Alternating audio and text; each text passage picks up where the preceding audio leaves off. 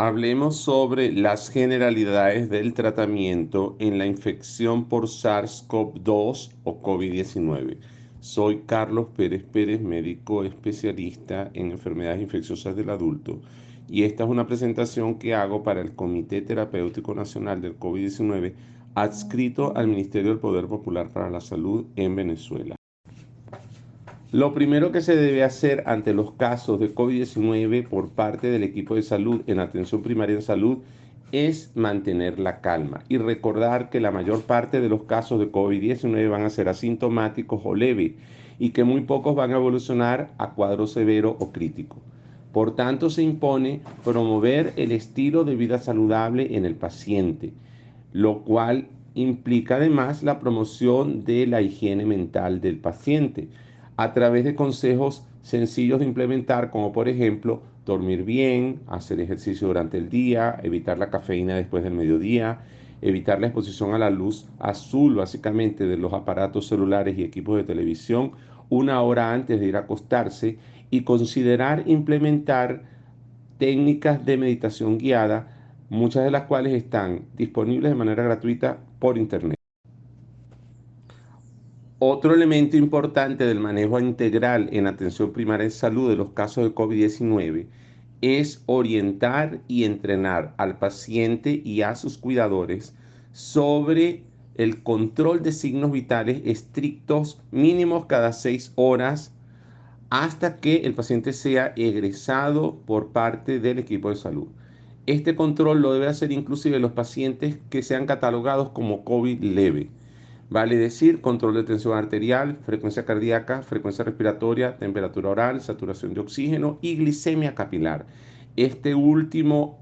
parámetro se mide a través de un glucómetro y es súper importante hacer el seguimiento, sobre todo en los pacientes que vayan a recibir esteroides dentro de su plan de tratamiento. Por otra parte, hay que entrenar a los pacientes y a sus familiares sobre cómo se hace la medición de la frecuencia respiratoria, un parámetro súper importante de criterio de emergencia y que, aunque parezca sencillo de medirlo, la mayor parte de los pacientes y sus familiares no saben cómo hacerlo. Y por otra parte, entrenar también a los pacientes y sus familiares con respecto al uso del oxímetro digital y cómo interpretar los parámetros que este oxímetro refleja, que son básicamente la saturación de oxígeno y la frecuencia cardíaca. Todo esto tiene como objetivo enfocarnos en el alerta frente a síntomas, hallazgos de los signos vitales y hallazgos también en los exámenes de laboratorio de rutina, como por ejemplo la hematología, para que los pacientes y los familiares puedan orientar la aparición precoz de complicaciones graves del COVID-19 como son el embolismo y la hipoxemia. Otro elemento importantísimo del manejo integral de COVID-19 abarca la conformación de equipos multidisciplinarios de atención donde participen todas las especialidades médicas, incluida psiquiatría y fisiatría, sobre todo a nivel de hospitales y grandes centros de salud. Por cuanto el COVID-19 es mucho más que una infección respiratoria aguda y implica, además de síntomas respiratorios altos o bajos, síntomas a nivel de prácticamente todos los órganos, desde el sistema nervioso central, pasando por grandes vasos, arterias, venas, corazón, riñones, hígado, glándulas, o sistema gastrointestinal, incluido piel, mucosa y, muy importante, la esfera psiquiátrica. Este equipo multidisciplinario debe trabajar de la mano de los servicios auxiliares de los hospitales, vale decir, laboratorio, bacteriología, muy importante para detectar las sobreinfecciones bacterianas que presenten los casos moderados a severos. Importante radiología, tomografía, que tiene un altísimo valor predictivo diagnóstico casi equiparable al diagnóstico de certeza de la reacción de cadena polimerasa y de la serología contra el COVID-19. Pero donde no haya tomografía, podemos contar con ecosonografía pulmonar. También importante integrar al equipo de enfermería, de nutrición, sobre todo por la dieta especial que deben de seguir los pacientes que reciban anticoagulación o que presenten alteraciones en su metabolismo. Importante integrar además a psicología, a fisioterapia y a trabajo social, todo con la finalidad de lograr una rehabilitación integral del paciente, cardiopulmonar, física y psicológica, a fin de promover su reinserción precoz, familiar, laboral y social. Toda esta evaluación integral y multidisciplinaria tiene por objeto precisar en qué fase de la infección se encuentra el paciente y la gravedad del cuadro, es decir, si se trata de un paciente sin comorbilidades por debajo de la edad de riesgo, aunque ahorita esto de la edad de riesgo está, hay que verlo con lupa, sobre todo por la aparición de las nuevas cepas que son de transmisión más fácil y con una evolución un poquito más tórpida. Y la otra cosa es si el paciente es un caso leve con estas características o asintomático o por el contrario, estamos en presencia de un COVID-19 moderado a severo en un paciente que presenta cualquier tipo de comorbilidad, cualquier tipo de alteración en su estilo de vida saludable y o una edad por encima del límite de lo que se consideraba hasta hace poco edad de riesgo, que estaba entre los 50 y 60 años. Dado que los casos leves y asintomáticos probablemente pueden manejarse ambulatoriamente, muy probablemente con tratamiento sintomático de manera exclusiva, mientras que los casos moderados o severos se debe promover la hospitalización de manera precoz con el fin de implementar medidas de aislamiento, oxigenoterapia, tratamiento antiviral y apoyo nutricional y psicológico, entre otras medidas. Todo lo que hemos señalado respecto al manejo integral y racional de los casos de COVID-19 está en concordancia con la propuesta del manejo de COVID-19 por parte del hospital y la Escuela de Medicina de Zhejiang en China. Respecto a la implementación de las 4 medidas antis, la preservación de los 2 balances, la implementación de terapias de depuración de la sangre cuando se detecta o diagnostica la tormenta de citoquinas en los casos de COVID-19 y en todo momento la implementación de una rehabilitación integral del paciente. Las 4 medidas anti serían la implementación precoz cuando realmente se justifica el tratamiento antiviral, el tratamiento antibiótico cuando se sospecha de sobreinfección bacteriana y muy importante el tratamiento anti-shock y antihipoxemia. Los 2 balances serían la preservación del balance del medio interno lo más normalizado posible y la preservación de la microbiota gastrointestinal del paciente con COVID-19. La primera responsabilidad que tiene el equipo de salud es corroborar el diagnóstico de infección por COVID-19 en los casos sospechosos,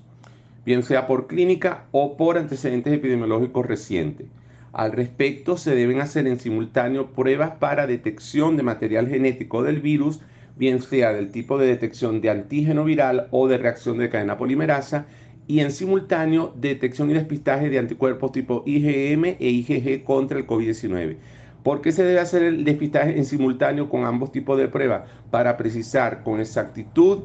en qué fase o estadio de la infección por COVID-19 se encuentra el paciente. Esto porque la prueba de antígeno tiene más sensibilidad, es solo los primeros 7 días de los síntomas. A partir del día 7 hasta el día 12, lo que tiene más sensibilidad es la prueba de despistaje por reacción de cadena polimerasa de biología molecular. Y a partir de la tercera semana hay una disminución notable en la sensibilidad de la prueba de reacción de cadena polimerasa y comienzan a aparecer en primer lugar los anticuerpos de tipo IgM, que luego a partir de la 4ª semana de los síntomas es sustituido de manera progresiva por anticuerpos de tipo IgG, los cuales son los que finalmente permanecen en sangre del paciente.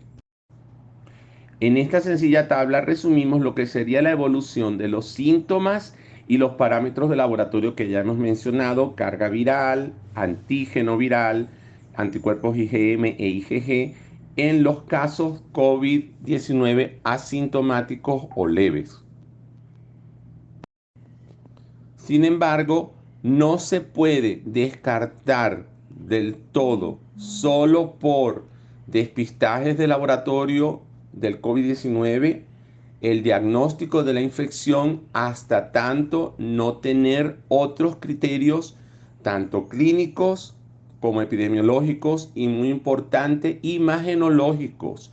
sobre todo una tomografía pulmonar. porque la tomografía pulmonar es más sensible y precoz, inclusive que las pruebas de despistaje de material genético del virus, para precisar que estamos en presencia de un caso de COVID-19. Por lo tanto, es imperativo realizar este estudio tomográfico de pulmón en todos los casos que sean sospechosos o diagnosticados inclusive, por cuanto la tomografía de pulmón te permite corroborar si estamos en presencia de un cuadro de COVID-19 leve, moderado o severo. Tiene ese elemento adicional de utilidad de corroborar el nivel de evolución o gravedad del caso de COVID-19.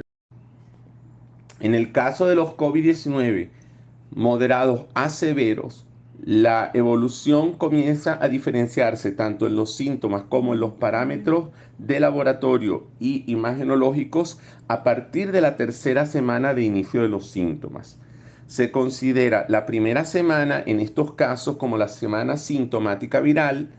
La segunda semana sería la semana pulmonar temprana o inflamatoria temprana, y a partir de la tercera semana se instalaría la fase pulmonar tardía, cuya semana número 3 se correspondería en general con la de aparición de infecciones secundarias, y la semana cuarta ya sería la semana de aparición de el cuadro inflamatorio multisistémico, que generalmente acarrea atención especializada en terapia intensiva.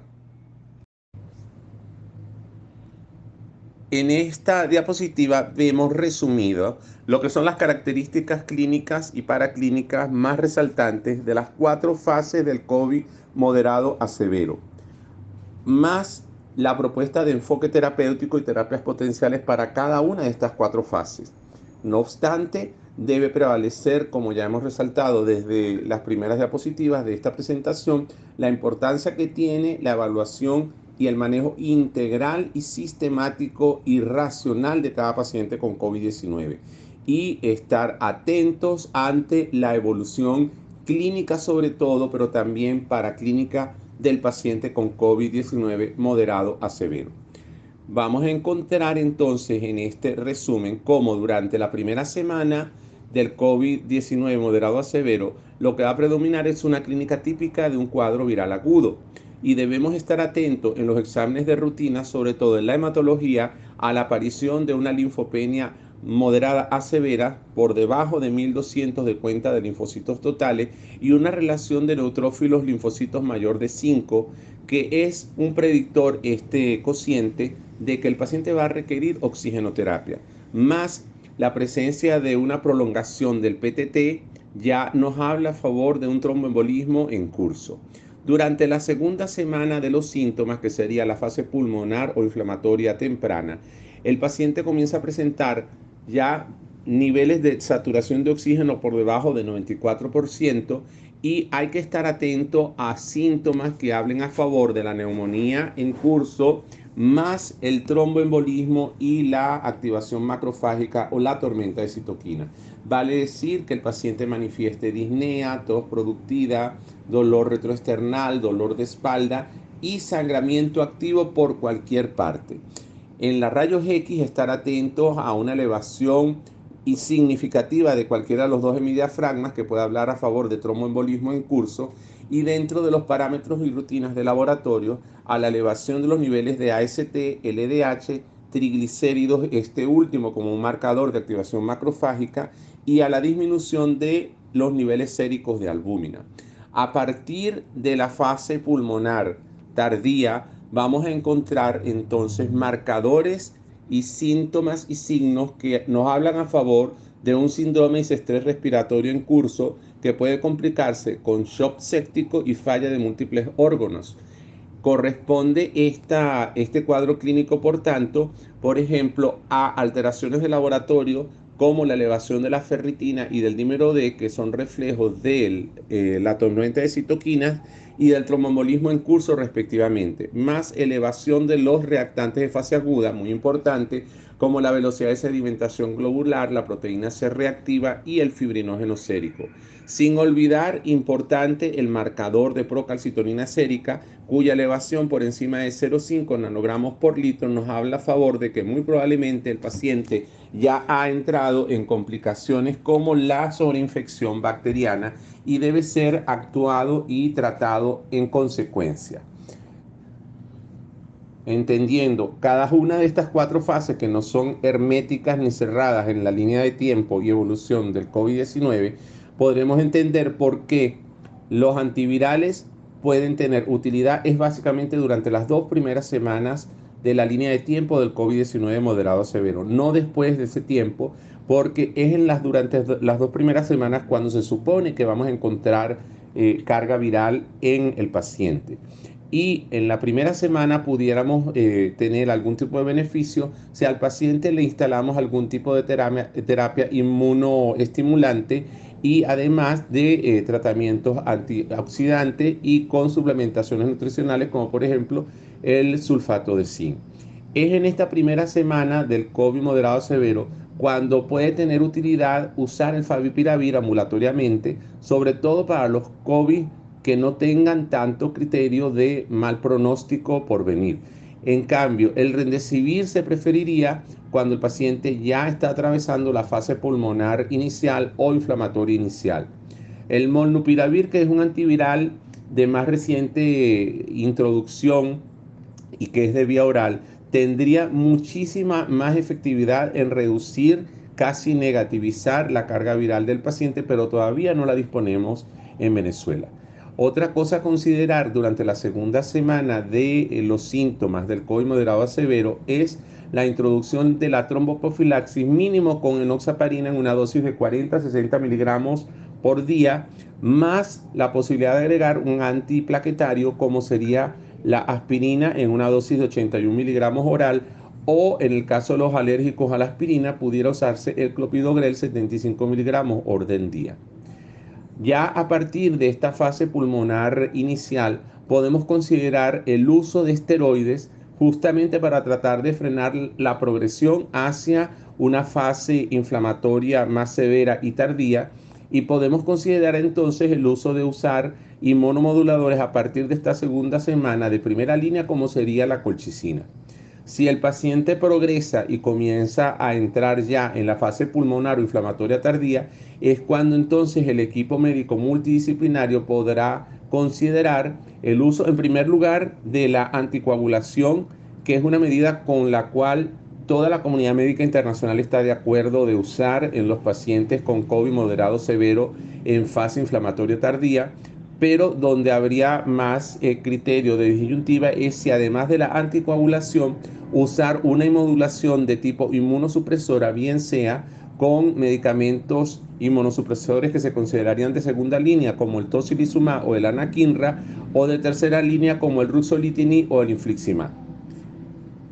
La anticoagulación, valga la acotación, habría que implementarla bien sea con enoxaparina a una dosis de 1,5 miligramos por kilogramo de peso orden día o BID, dependiendo sobre todo del peso del paciente, es importante esta dosis alta, o la administración de heparina endovenosa por bomba de infusión, sin obviar la pertinencia y posibilidad de realizar terapias de depuración de la sangre en estos pacientes que ya están en fase inflamatoria tardía. Y muy probablemente cuando el paciente ya está en esta fase, requerirá el ingreso a terapia intensiva y ventilación asistida, probablemente de tipo mecánica.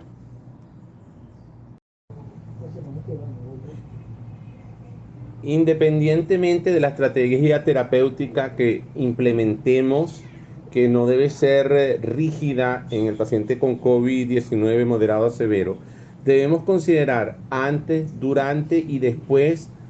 del tratamiento y el egreso por mejoría del paciente con COVID-19 moderado a severo, hacer despistaje de comorbilidades infecciosas que pueden complicarse durante el COVID-19 y que a su vez el COVID-19 puede complicar estas comorbilidades, básicamente tuberculosis, VIH, hepatitis B y hepatitis C. sobre todo si estamos considerando el uso de corticosteroides en dosis altas y de inmunomoduladores inmunosupresores. Además, debemos de administrar protección gástrica, indicar protección gástrica en cualquiera de los medicamentos usuales para la misma. Debemos hacer una suplementación con insulina cristalina según glicemia capilar cada 6 horas, sobre todo en aquellos pacientes que reciban esteroide. Hay que corregir los desequilibrios hidroelectrolíticos del paciente, vigilar el funcionalismo hepático, renal y de coagulación, tratar los trastornos del sueño y la ansiedad, muy importante, discutir con el paciente o sus familiares y solicitar consentimiento informado para el uso de terapias complementarias a cargo de especialistas como serían la ozonoterapia, homeopatía, fitoterapia y medicina hiperbárica, entre otras. Y finalmente, no olvidarse de la posibilidad de ofrecer terapias de depuración de la sangre para disminuir los niveles séricos de los mediadores inflamatorios y citoquinas que están involucrados en el cuadro inflamatorio tardío o pulmonar tardío severo. Respecto al tratamiento antiviral en COVID-19, no se recomienda el uso simultáneo de más de 3 fármacos considerados antivirales anti-COVID-19. El tratamiento antiviral, debemos otra vez subrayar, funciona solamente durante la fase virásica mientras haya carga viral en el paciente con COVID-19. Se deben respetar las contraindicaciones de cada uno de los medicamentos usados compasivamente como antivirales anti-COVID desde el inicio de la pandemia hasta ahora. Se debe realizar además una evaluación cardiovascular antes de iniciar cualquier terapia antiviral, con énfasis en la medición del intervalo QT a través de un electrocardiograma, más la evaluación de la función renal y hepática. Y en los pacientes que vayan a iniciar favipiravir y remdesivir, deben hacerse controles seriados de niveles de transaminasa y ácido úrico, sobre todo en el favipiravir. Y recordar que el remdesivir debe de ajustarse a depuración de creatinina, que debe usarse con mucha precaución y con mucho seguimiento de la parte cardiovascular, en el caso del remdesivir, en pacientes mayores de 70 años, quienes suelen presentar con mayor frecuencia las complicaciones de arritmias cardíacas junto con el uso o la introducción del remdesivir. Y es un criterio de detener la administración del mismo. No parece ser de utilidad en pacientes con requerimientos de alto flujo de oxígeno o ventilación mecánica el uso de los antivirales. Esto es importante. Los antivirales no son para todos los pacientes y durante cualquier fase del COVID-19. Eso hay que subrayarlo. Suelen ser suficientes además 6 días de tratamiento antivírico. Y debemos recordar que la heparina, además de su efecto anticoagulante, tiene propiedades antiinflamatorias y antivirales en el contexto del COVID-19. En cuanto al uso de antibióticos en COVID-19,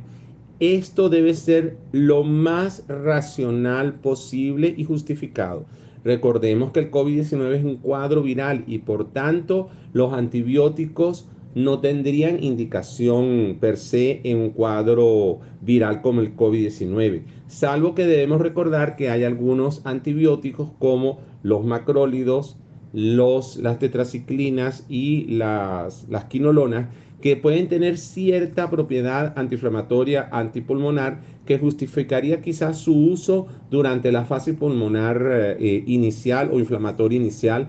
por esa vía, ¿no? Pero en general el uso racional de antibióticos estaría reservado al momento en que se demuestre por clínica y por laboratorios, sobre todo laboratorios de bacteriología como hemocultivo, cultivos de secreciones respiratorias, la presencia de una sobreinfección bacteriana o micótica. ¿Cómo podemos orientarnos desde el punto de vista clínico? Bueno, en el caso de aquellos pacientes que ya tienen más de 2 semanas con síntomas de COVID-19, que presenten una mayor expectoración, mayor cantidad de expectoración y que el aspecto macroscópico de esta expectoración aumente la intensidad del color, más oscuro, la persistencia de una fiebre de tipo no viral, es una fiebre de alto grado, y el empeoramiento de parámetros como el índice de oxigenación y la aparición de trastornos circulatorios no provocados por la infección viral. Más desde el punto de vista paraclínico, estar atentos a una leucocitosis y neutrofilia en ascenso franco no atribuible al uso de esteroides Y muy importante, el marcador de la procalcitonina. Una procalcitonina bien calibrada en un laboratorio reconocido nos permite justificar o no la introducción de antibióticos y nos va a ahorrar el uso innecesario y irracional de antibióticos que hemos estado viendo a lo largo de la pandemia por COVID-19. Un nivel de procalcitonina mayor o igual de 0,5 nanogramos por mililitro puede justificar el uso y la introducción de antibióticos hasta tener las pruebas de los resultados de laboratorios de bacteriología en el paciente con COVID-19. Nunca dejaremos de subrayar la importancia que tiene hacerle al parámetro de saturación de oxígeno en los pacientes diagnosticados o sospechosos de tener un COVID-19, aunque sea un caso catalogado como leve. Esto es supremamente importante por cuanto en el momento que haya una desaturación, por muy básica que sea, por debajo del 94%, deben de hacerse las medidas pertinentes. En primer lugar, la realización de fisioterapia respiratoria, la colocación del paciente en decúbito prono o decúbito lateral de manera rutinaria, estar atentos a las condiciones de medioambientales de la habitación donde el paciente está haciendo su cuarentena o aislamiento y que haya una suficiente circulación del aire en ese sitio, más la desinfección concurrente de espacios, superficies, objetos que se toquen frecuentemente, incluida la ropa del paciente. La oxigenoterapia busca, entre otros objetivos, la meta principal sería mantener la saturación de oxígeno del paciente mínimo entre 93 y 96%. Pero esta meta se puede reducir a 88 hasta 92% en el caso que el paciente tenga una neumopatía crónica preexistente, como por ejemplo una enfermedad pulmonar obstructiva crónica, o sea, un paciente con hábito tabáquico crónico acentuado. En el caso de que el paciente durante la progresión del COVID moderado severo termina siendo un síndrome de estrés respiratorio, lo más importante es suministrar el oxígeno por medio de alto flujo, al menos alrededor 60 litros por minuto de flujo de oxígeno en el suministro del mismo. Y si el índice de oxigenación llega a caer por debajo de 150 milímetros de mercurio, ingresar inmediatamente al paciente a una unidad de terapia intensiva para colocarlo en ventilación mecánica. Habíamos comentado que la anticoagulación es una de las medidas terapéuticas en la cual todos los médicos estamos prácticamente de acuerdo que se debe implementar en el COVID moderado a severo, sobre todo cuando ya tiene más de 2 semanas de síntomas el paciente. Y debemos sopesar entonces es la pertinencia o necesidad de hacer uso de heparina endovenosa en bomba de infusión o posiblemente ajustar una dosis de enoxaparina subcutánea dependiendo del peso del paciente para considerar sobre todo un tromboembolismo submasivo. Pero si hay un tromboembolismo masivo en curso, la medida de anticoagulación es heparina endovenosa en bomba de difusión, considerando una dosis de carga de la heparina de 80 unidades por kilogramo de peso y reducir esta dosis de carga a 50 unidades por kilogramo de peso en el caso que el paciente presente una hemorragia activa, sin sangrado visceral y con un nivel de plaqueta por encima de 50.000 y reducirla hasta 25 unidades por kilo de peso cuando el paciente tenga, por el contrario, sangrado activo y unos niveles de plaqueta por debajo de 50.000. Siempre que se inicie la bomba de infusión se tiene que hacer controles estrictos de PTT mínimo cada 4 horas y verificar que el nivel del PTT esté entre 40 o 60 segundos. Si está por encima del valor de meta, debemos de parar la bomba de infusión, esperar 2 horas y luego reiniciar a una dosis de goteo pertinente. Si por el contrario está por debajo del valor de rango requerido o como meta del PTT, lo que habría que hacer es readministrar una nueva dosis de carga y ajustar el goteo de la bomba de infusión de heparina y repetir los controles igualmente del PTT cada 4 horas por lo menos. Uno de los problemas que se puede presentar con la anticoagulación con bomba de difusión con heparina es la aparición de resistencia a la misma, en cuyo caso, cuando se hacen mediciones de los niveles séricos antitromina plasmática 3, estos disminuyen y se debe proceder a la administración de plasma fresco congelado con la finalidad de restaurar la sensibilidad a la heparina.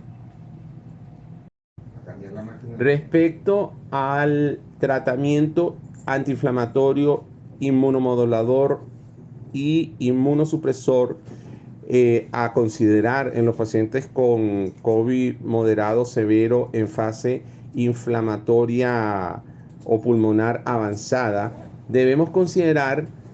por ejemplo, el uso del tocilizumab tiene unas contraindicaciones bien precisas, la ficha técnica de este medicamento, hay que consultarlo. Considero que antes de indicar un medicamento al cual nosotros no estamos acostumbrados en su uso y no lo manejamos de manera regular, mínimo a hacer un repaso de la ficha técnica en español que se consigue gratis en internet. Igualmente, el otro medicamento que también se puede conseguir con cierta dificultad en Venezuela, que es el ruxolitinib y el infliximab, que serían considerados inmunosupresores, inmunomoduladores de tercera línea, cuando hay respuesta insuficiente con el tocilizumab o el anakinra de segunda línea. Bueno, tener en consideración la ficha técnica y las contraindicaciones. Otra cosa, el tocilizumab requiere unas condiciones y vía de administración, forma de administración, que sugiero sea revisado por el médico tratante. Estos son medicamentos relativamente muy caros y relativamente complicados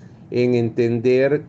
los tiempos de funcionamiento de los mismos, cuándo es que realmente comienza a verse la mejoría, que nunca va a ser inmediato en el caso del tocilizumab. Hay que esperar por lo menos 48 horas después de administrar hasta la segunda dosis como para ver si hay una recuperación por lo menos de los niveles de linfocitos del paciente y disminución del dímero D y de la ferritina. Pero antes de la infusión con el tocilizumab, yo sugiero que, además de que por supuesto se haga una evaluación cardiovascular previa, el paciente pudiera beneficiarse de una premedicación con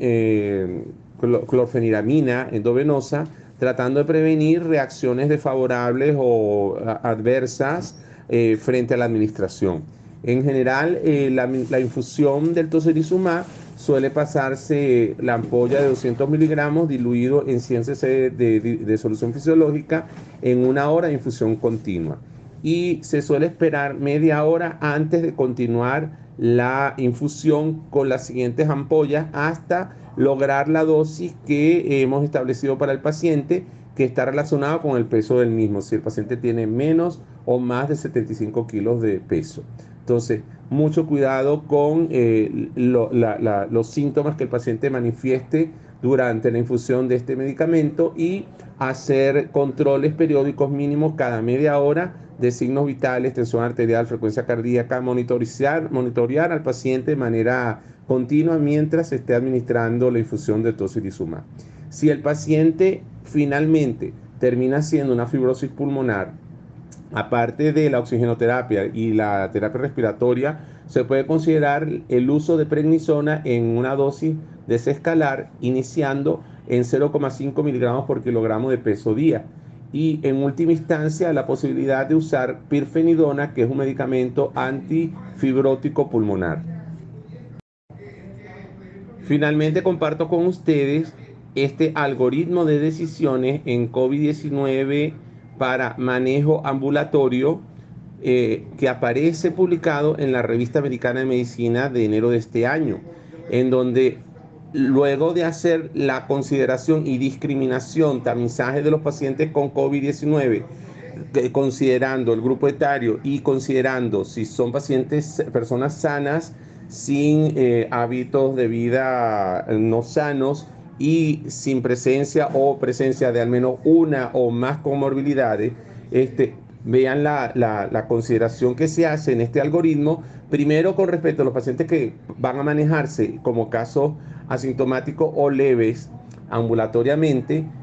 que las condiciones de la cuarentena y el aislamiento requiere ciertas medidas que se deben respetar para que realmente no haya una recirculación del virus con el paciente en su domicilio, en una habitación que no reúna las condiciones para hacer el aislamiento y la cuarentena lo más efectiva posible, y donde tampoco se respeten, por ejemplo, lo que serían las medidas de precaución estándares y las medidas de desinfección de superficies y objetos que se toquen mucho, más la ropa, más los utensilios usados para la alimentación y la higiene del paciente de manera regular.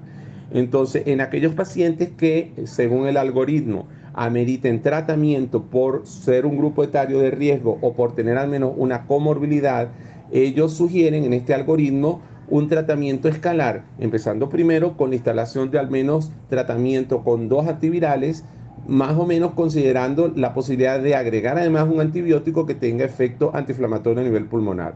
Y que si los síntomas respiratorios comienzan a empeorar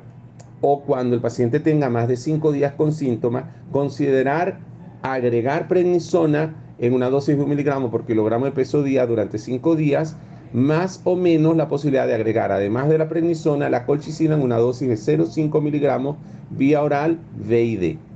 Y en caso de trombosis sospechada o confirmada, a los pacientes se le debería indicar antiagregación con aspirina o clopidogrel más enoxaparina en dosis de tromboprofilaxis. O considerar, en vez de esto que mencionamos, la administración de rivaroxaban en una dosis de 10 a 20 miligramos orden día que se encuentra disponible en Venezuela. Finalmente, en el algoritmo se llama mucho la atención a considerar el manejo hospitalario preventivo de pacientes en grupo etario de riesgo y con al menos más de una comorbilidad. Por ejemplo, con manejo empírico y oxigenoterapia domiciliaria, y tomando en consideración es la agregación que yo haría de parámetros de laboratorio que hablen a favor de tromboembolismo o de coagulación intravascular diseminada, más tormenta de citoquina y activación macrofágica. Esta ha sido mi presentación sobre el manejo general